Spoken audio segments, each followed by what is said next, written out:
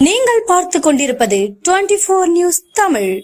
ஆரல்வாய்மொழியில் line club சார்பாக புதிய நிர்வாகிகள் கூட்டம் நடைபெற்றது. கன்னியாகுமரி மாவட்டம் ஆரல்வாய்மொழியில் லயன் இன்டர்நேஷனல் கிளப் சார்பாக புதிய நிர்வாகிகள் அறிமுக விழா நடைபெற்றது.